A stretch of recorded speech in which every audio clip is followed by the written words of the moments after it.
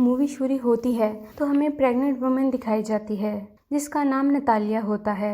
अब उसकी डिलीवरी का टाइम भी आ चुका होता है। इस मौका पर इसकी माँ अलीना भी इसके साथ होती है। नतालिया की तबीयत खराब होना शुरू हो जाती है और उसकी माँ फौरन उसे हॉस्पिटल ले जाती है।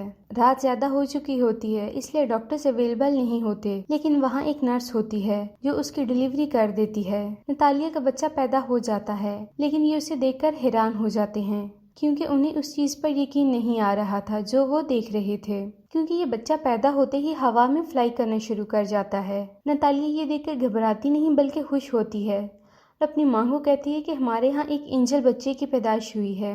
लेकिन नतालिया की माँ एक समझदार लेडी होती हैं। वो समझ जाती हैं कि ये बच्चा अब नॉर्मल है, क्योंकि हम देख रहे हैं कि ये बच्चा विदाउट ग्रेविटी पैदा हुआ है।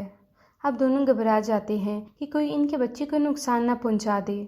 वो फौरन हॉस्पिटल से निकल आते हैं। नर्स उन्हें समझाती है कि अभी उनके जाने का वक्त नहीं है, लेकिन वो जल्दी से घबरा जाती हैं। जब दोनों घबरा जाती हैं तो अलीना नतालिया से एक अजीब सवाल पूछती है कि तुम याद करो कि इस बच्चे का बाप कौन है। लेकिन नतालिया को याद नहीं आ रहा होता कि इस बच्चे का बाप कौन है। अलीना कहती है कि ये बच्चा नॉर्मल नहीं है और हमें इस बात को सीक्रेट रखना होगा। अगर इस बात का किसी को पता चल गया तो हमें कई मुसीबतों का सामना करना पड़ सकता है।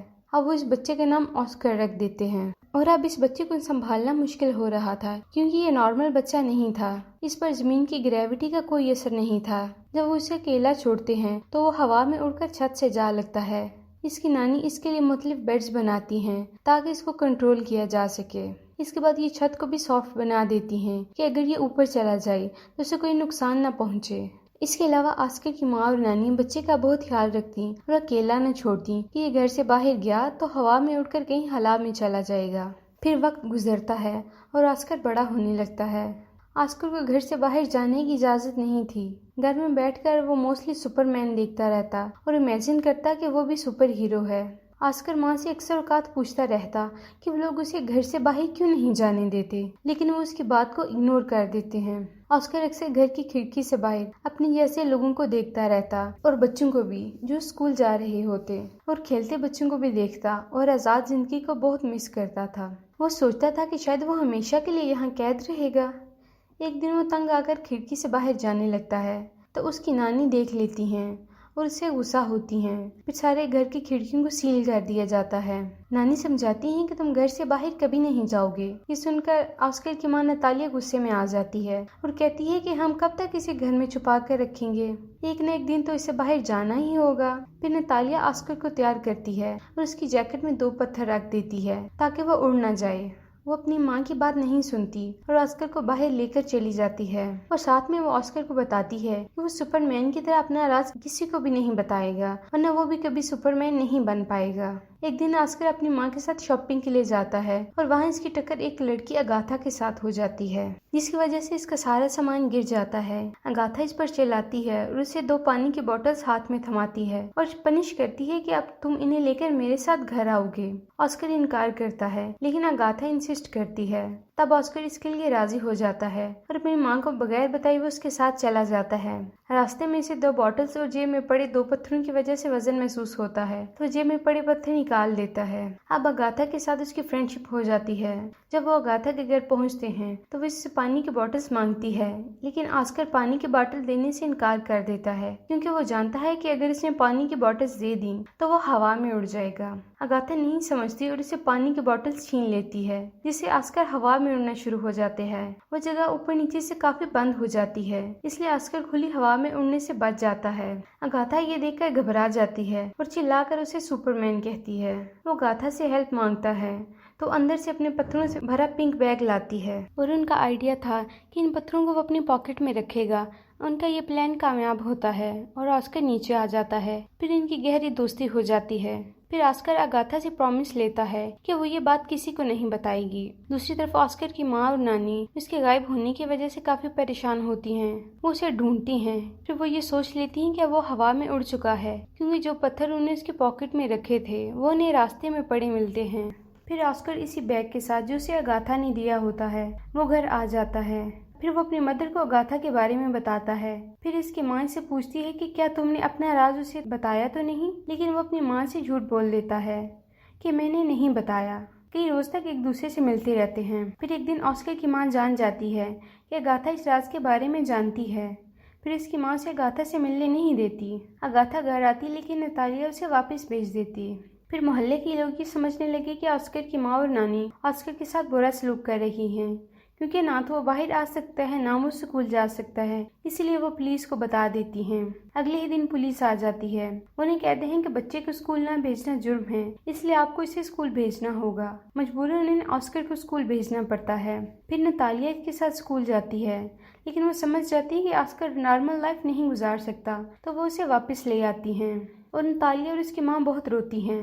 अब वो घर छोड़ने का फैसला करते हैं। फिर वो अपने घर के छोड़कर बहुत दूर एक जगह रहना शुरू कर देते हैं। काफी साल गुजर चुके होते हैं। अब ऑस्कर भी जवान हो जाता है। उसकी माँ काफी ओल्ड हो चुकी हैं और उसकी नानी की डेथ हो चुकी होती है। ऑस्कर के पास अब तक वो बैग होता है जो अगाथा ने उसे दिया हुआ होता है। वो कभी भी इस बैग को अपने से दूर नहीं करता था। इवन सोते हुए भी वो इस बैग को साथ रखता था।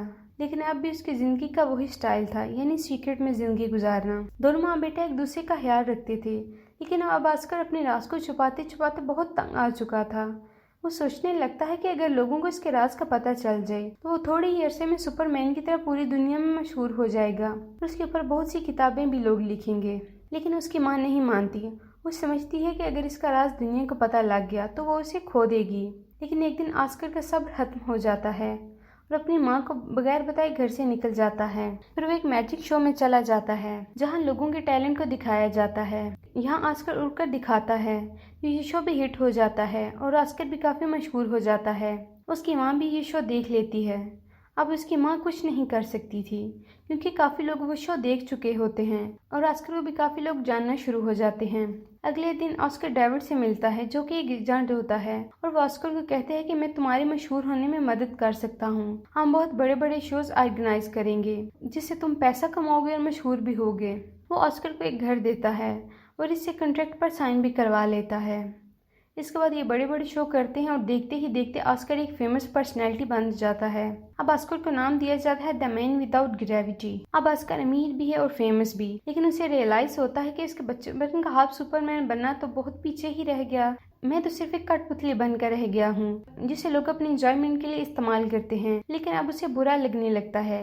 ये सब उसे नहीं चाहिए। हालांकि वो बहुत बड़े बड़े शो कर रहा था। इस पर बुक्स लिखी जा चुकी थी और मैगजीन भी और कुछ डॉक्यूमेंट्रीज भी जिसमें इसकी माँ और नानी का बहुत बुरा पेश किया गया था। ये बात में ऑस्कर को खल रही थी। फिर एक आखिरी शो में उसे एक एंजल का लिबास पहनाया जाता है और इसे ये बुरा लगता है और शो में ही लोगों को बुरा भला कहना शुरू कर देता है। फिर वो अपनी माँ को बताता है कि ये सब छोड़ने जा रहा हूँ। फिर वो अपने एजेंट को बताता है कि बस मेरा काम यहीं तक था, मुझे अब मशहूर नहीं होना। एजेंट समझाता है लेकिन ऑस्कर नहीं मानता और कहता है कि तुम लोगों को जाकर बता दो कि मैन विदाउट ग्रेविटी मर चुका है या हवा में कहीं उड़ गया है। फिर वो अपनी माँ को भी अलविदा कह देता है। इसके बाद अगले दिन न्यूज़ आ जाती है कि मैन विदाउट ग्रेविटी मर चुका है। अब ऑस्कर की माँ अकेले रहना शुरू कर देती है। फिर कई लोग ऑस्कर के बारे में पूछने इसके घर आते हैं, लेकिन वो उन्हें कुछ नहीं बताती। फिर कई साल गुजर जाते हैं और ऑस्कर की माँ नतालिया की भी डेथ हो जाती है। ऑस्कर अभी जिंदा था और वो अलग लाइफस्टाइल से जिंदगी गुजार रहा था। उसने काफ़ी बड़ी दाढ़ी रख ली थी और व्हील चेयर पर रहता था। उसने अपना नाम भी चेंज कर लिया था। अब वो एक होटल में रिसेप्शनिस्ट की जॉब कर रहा था। एक दिन उसकी बचपन की फ्रेंड अगाथा उसे मिलती है। वो उसे अपने पिंक बैग की वजह से पहचानती है जो उसने उसे बचपन में दिया था। वो दोनों एक दूसरे से मिलते हैं और खुश होते हैं। अगाथा अपनी ज़िंदगी से सेटिस्फाइड नहीं थी। उसे बहुत सारा पैसा चाहिए था। वो उसी होटल में मर्दों के साथ आती थी जिसे देखकर ऑस्कर को बुरा लगता था। ऑस्कर कई दफ़ा अपने दिल के बात के साथ शेयर करता है, लेकिन अगाथा अब बदल चुकी होती है, इसलिए वो उसकी बातें इग्नोर कर देती है। अगाथा के बदलने की वजह ये थी कि उसने दुखों में ज़िंदगी गुजारी थी और ऑस्कर भी उसे छोड़कर चला गया था।